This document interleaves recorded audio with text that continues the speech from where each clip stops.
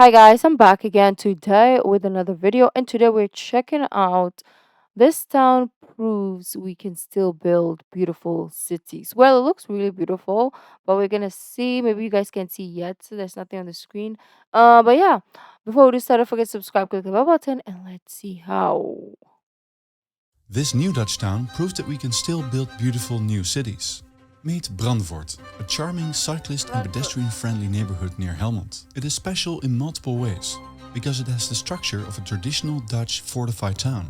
But it is brand new and equipped with all modern luxuries. Some thought that this experiment would fail, but instead the concept worked extremely well, creating a popular place to live and solid proof that the principles of traditional urban design still work. And not only that, but a large part of the housing in Brandenvoort is actually affordable or even consists of social housing, instead of just being a resort for the ultra-rich. But is this the recipe for better cities worldwide? Or can we improve on this town? And what is the future of Brandenvoort? I went there to find out. Welcome. I'm Ruben from The Aesthetic City, a platform devoted to making our cities a little bit more beautiful and livable. Brandevoort and I go way back. In 2009, I already went to Brandevoort to take pictures. Because this town is one of a kind, I was curious and excited to experience what a new traditional town would be like.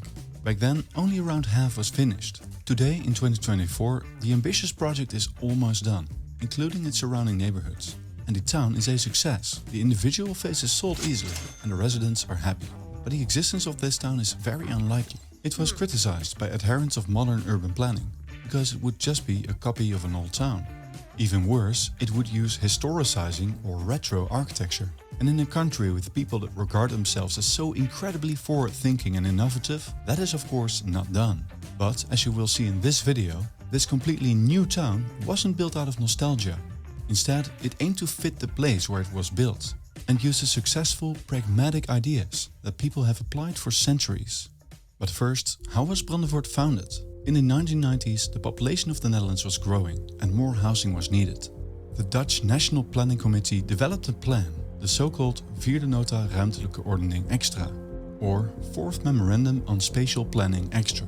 This plan called for the expansion of cities in specific areas, which would be named VNEX locations, as an abbreviation of the name Vierde Nota Extra. And Brandevoort was such a location. Originally, it was situated in the municipality of Mierlo, a small agricultural settlement, but it was annexed by the bigger city of Helmond for development. Few of the Phoenix locations would be as special as Brandevoort would become. They would have weird or plain and monotonous architecture. They would be sleepy suburbs, just expanding on the edge of town. Brandevoort was to be very different. For the plan, two brilliant architects were recruited.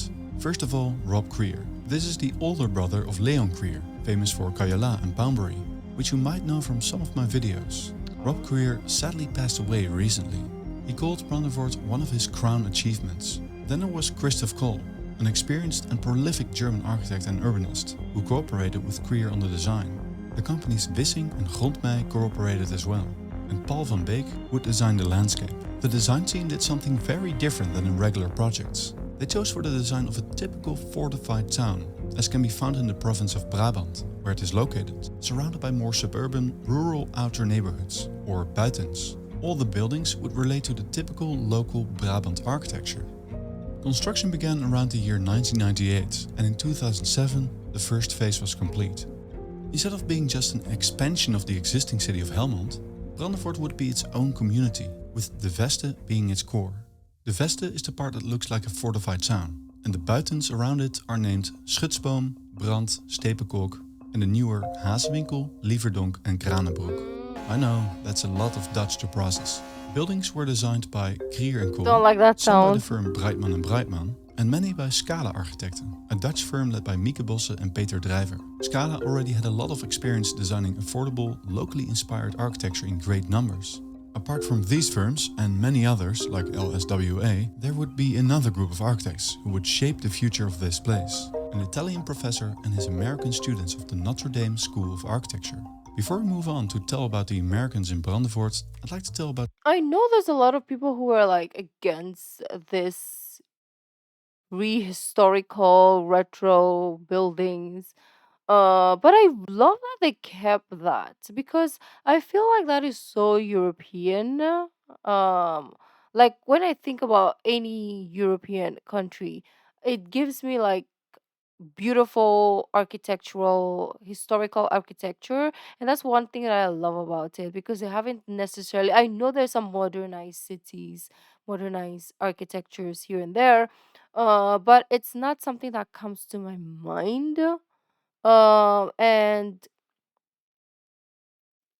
yeah, I feel like it's good that they kept that, right? Or else, if it was just a modernized place or buildings, I don't know. I don't think it would have looked aesthetically pleasing for that place, to be honest. Maybe in the city center, go ham on the modernization of architecture, but in like towns or small cities, it would be better to see something like what we have right now.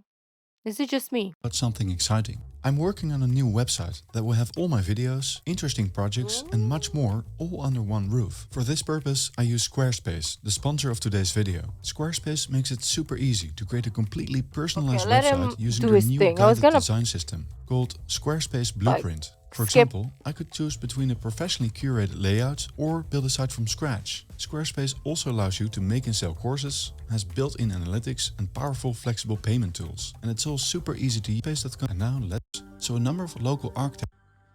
The ministry wanted Brandevoort to create local jobs, so a number of local architects were hired. But not all firms built with the same quality that was liked by the inhabitants, leading to some criticism. To fix this, Krier decided to call in help from overseas. He contacted the University of Notre Dame School of Architecture to ask Ettore Mazzola, an Italian professor leading the Rome program, if they could develop a plan with architecture as it should have been done. Mazzola accepted the invitation and brought his students to Brandevoort and the surrounding area. In just a couple of weeks, they documented local architecture and created a sort of pattern book of the region of Brabant. They also pointed to problems with the existing buildings. Instead of being ignored, the new ideas and criticism were embraced, and the team was given 2 lots to design, number 18 and 22. Once their designs were done, the result was so successful that they were actually used for plot 18, and their findings were also used to inform the design of other future blocks. The end result is a beautiful, picturesque town with nice squares and meandering streets. In the middle of the main square stands a classical market hall, which might be the crown jewel of the town. Children safely use their bikes and play freely. Little shops line the central square. It's all very peaceful and quiet. It's just a pleasant place to live, and that's exactly what it was designed for. Brandevoort even has a train station. Overall, the plan has been a huge success. The homes sold easily, and by now it is almost finished. So, on what principles was this plan based? Traditional urban design.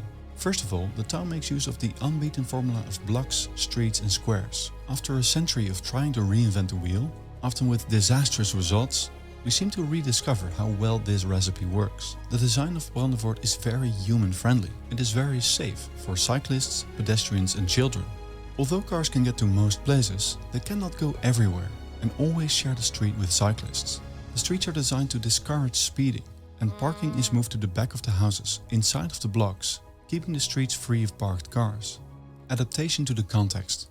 Brandevoort truly belongs in the Brabant landscape. The architecture fits the local culture, the local climate, and builds on the same principles and shared history. It continues the story of the location instead of trying to deny it. And finally, affordability. Brandevoort is not just a town for the rich. The first phase of Brandevoort consists of 22% social housing. They were built with the same quality and beauty and mixed through the others. And remember that this is quite rare. We don't see this in many places. As is often the case, there is criticism. And because Brandevoort was so different, it was an easy target. The first point of criticism is, why would you design a city like a 17th century fortified town? Well, there is a very simple answer. Because traditional urban fabric is still the only type of urban fabric we know will predictably lead to pleasant, successful places. We have tried the tower in the park concept.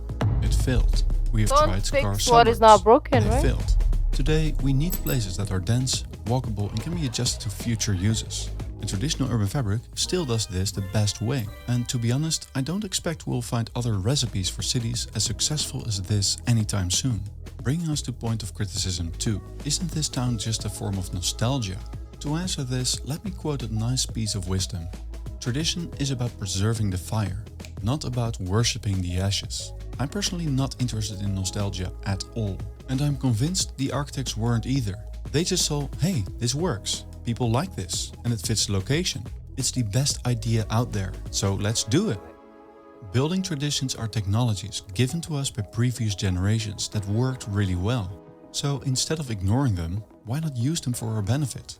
Then criticism point 3. How I mean, it's good to like be innovative and kind of like be different, but sometimes because you try so hard to be different or innovative, it doesn't work out for you, right? Because some people try so hard to not like do how things were done back in the days, or let's say something is super popular, right? And they're like, "Ah, I want to be different, I want to step out, I don't want to do what the others are doing." And then you try to be different and it's gonna fail because you want to stand out, but then everybody wants the that popular thing or that old thing because they've tried the new stuff and it doesn't work for them, so they run back to the old stuff. And you want to stand out, so you're going to be alone trying to stand out and nobody's going to care,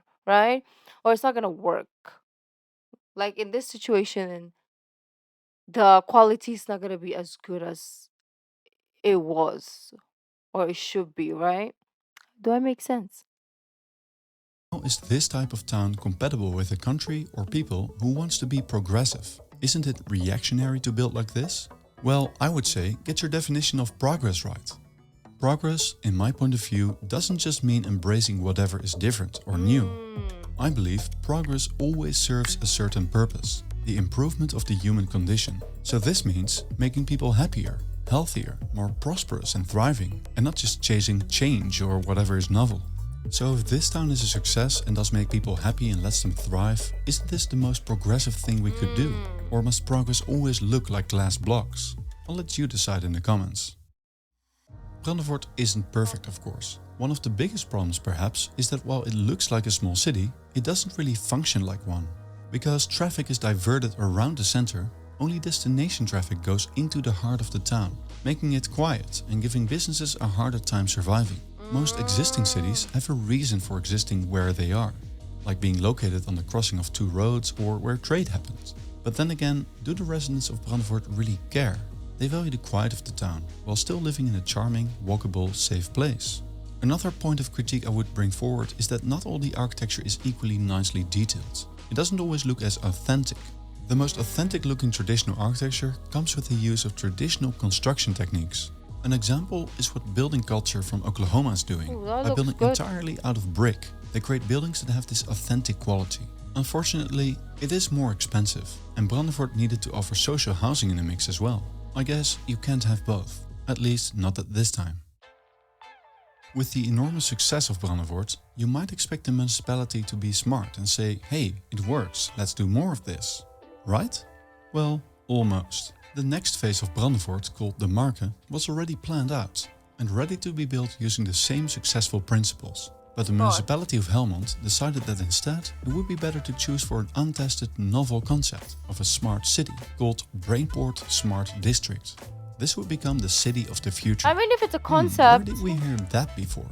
Brainport Smart District would be filled with sensors and technology, and it would look like this. Randomly placed modernist blocks in a park-like setting. At first glance, it might look futuristic. it's like a But sim let's be honest, city. is it really? The buildings you see already exist in many Dutch towns, so they're not very original. Apparently, the future is yesterday. Maybe we need to move beyond the Damn, blocky this minimalist though, aesthetic. come on. And while we're at it, invent something different from the science fiction vision of what the future should look like. In the case of Brandevoort and its expansion, I don't see any Maybe the future is the past. Who knows, right? Maybe the future is the past. Example, our fashion, right? Our future fashion or a present fashion was past fashion. I mean, fashion is like that though, to be honest. So maybe architecture's future is also going to be like, let's grab what worked in the past and bring it back to the future, right? To the present. reason why all the sensors and other technology couldn't have been integrated in the existing design. They wasted a lot of money and a good plan for nothing. It's painful to say, but modernist urban design tends to flop, while traditional design tends to do better and is preferred by a large part of the population. So they're taking on a lot of risk. Anyway, I wish them luck. They already had to reduce their ambitions by a lot to cut costs. If it gets built though, it will be the best natural experiment ever. We can just compare the two places in 70 years and see which one will be more successful. You can place your bets in the comments. So that is the story Yeah. of Brandevoort. I believe this If sound we're really still is a alive, we'll hopeful sign figure that it we can out. still build amazing new places that are beautiful but also affordable, walkable and safe for children. If you're visiting the Netherlands, I encourage you to take the trip by train and take a look. I'm happy to read what you think. If you liked this video, please like and follow our channel or become a patron to support our work. Don't click away yet. If you are interested in this topic, you might like the next video, which is about the crazy problems created by reinforced concrete. A big thank you to our patrons and see you next time. Thank This new you. This was interesting, right? There's so many hidden gems in the Netherlands. Every now and then we find out. And I was thinking this is gonna be a similar case of, oh, the land is sinking. So how are we gonna innovate so that we can build? Like I thought it was that same topic, like on that same topic, but actually, no, it's different. I didn't think we would extract more content from the Netherlands. Um, I thought we were like milking this cow over and over again, and there's nothing that the cow can give us. But hey, you know what? This Netherland is has so much to offer that we didn't even know. Right? We didn't even know. We're just sitting here getting requests of videos, and we're just getting surprised each and every time what Europe in general or parts of the world, I would say, that we never knew. This is interesting. I personally would love to live in that place because it's my type of place, like quiet, it's like slow, right? Like everything's just like human pace. It's not robotic pace. You would think robots are slow, but I feel like human pace is more of like this calm and collected, and robots just like, right? It's like robotic. It's too like the city, like let's say New York pace. I like this more. So if and then it's affordable, they say. So you never know. Maybe you'll catch me there one day. But anyways, beautiful peeps, thank you, and I'll see you tomorrow. Bye.